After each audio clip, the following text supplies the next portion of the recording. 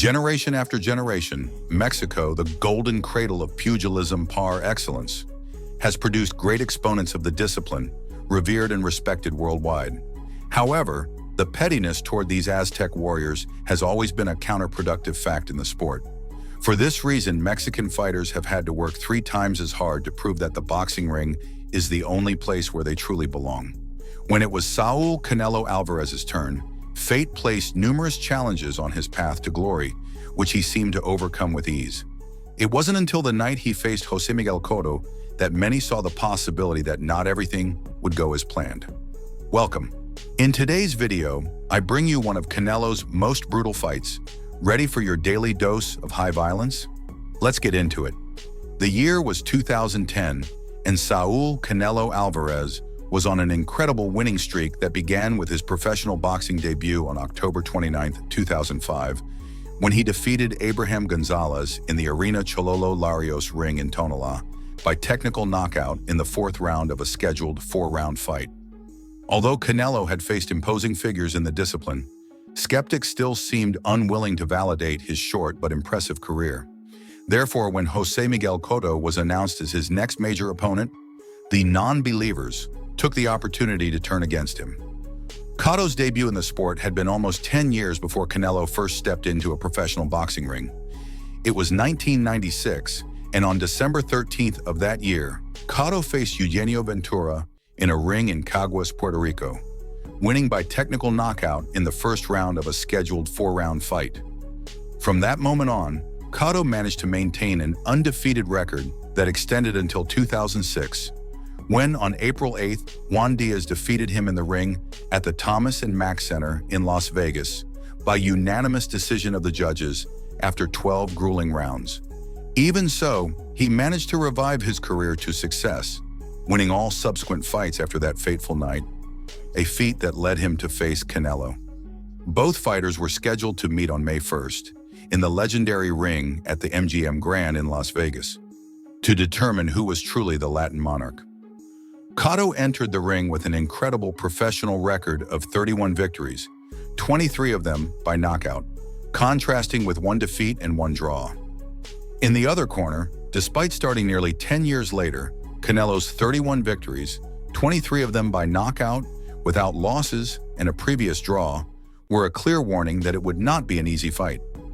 Cotto was 32 years old, while Canelo was 19, and had to prove that experience prevailed over the vitality of youth. With Tony Weeks as the 3rd man in the ring, the action began. The fight round 1. Both fighters cautiously emerged from their respective corners. Cotto's left hand began testing Canelo's guard, who mirrored the same action. They moved around the ring without engaging violently until an innocent-looking left hand exploded against the Mexican fighter, causing him to lose stability and crash against the ropes. There, Cotto unleashed an assault. Resisting like a true champion, Canelo had become the prey of the predator during this 1st round. 44 professional fights, as he says he has. Too fast to start for his career. Roll. And he is dumping him. And maybe the man wobbled by a left hook, and he's in trouble. Round 2, Cotto thought he had victory secured and was bolder at the beginning of the 2nd round. He attempted to take control of the center of the ring, but Canelo was unwilling to give up an inch of territory. Moving cautiously, the Mexican tried not to expose himself to Cotto. Canelo's left hand tested Cotto's guard enough to find a small but significant weakness, a 1 in a million opportunity that the Mexican would seize. But I'm looking at this Mexican-American star because there is so talking about hooking off the jab in the last fight. 10 seconds before the round ended, as Cotto prepared to corner Canelo against the ropes, a right hand returned the favor and caused Cotto to lose his balance. As he put his gloves on the canvas, the referee had no choice but to count it as a knockdown. When they train totally separate, go past each other, never interfere with each other's thing. Good counter right hand, glove touch the canvas, and Alvarez has just even done the knockdown on this guard.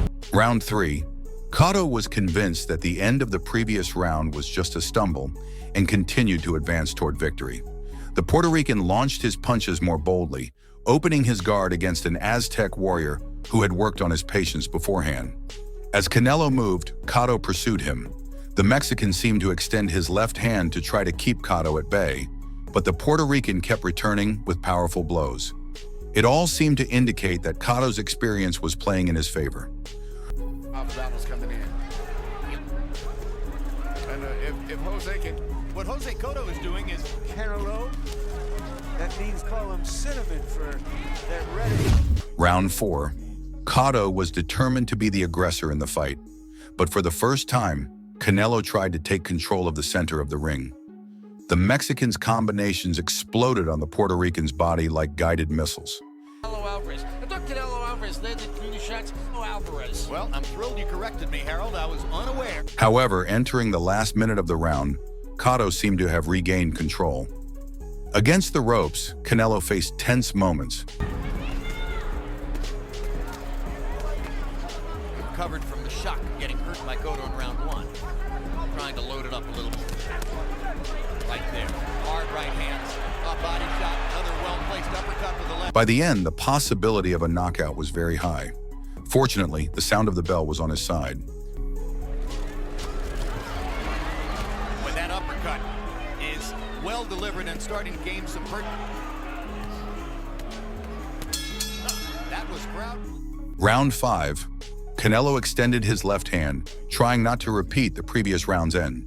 Cotto moved around the ring, looking for an opportunity to attack. The intensity of the Puerto Rican's offense seemed to have decreased. In the final minute, the Mexican confirmed his role as the aggressor of the round. Against the ropes, Canelo made sure to show Jose Miguel Cotto that he also knew how to corner and batter his opponents. Hard left hook by Alvarez. I think what's emerging here, Emmanuel, what we're seeing from this 19-year-old. See his great poise. And he's hurting Cotto with those right hands and the left hooks. Cotto for boxing and Very great important. timing. Yes, great great timing for when to deliver the shots. And what I... Round 6. As Cotto tried to push Canelo out of the center of the ring, the Mexican watched him without lowering his guard. In a way, it seemed that Canelo was inviting him to attack and become vulnerable.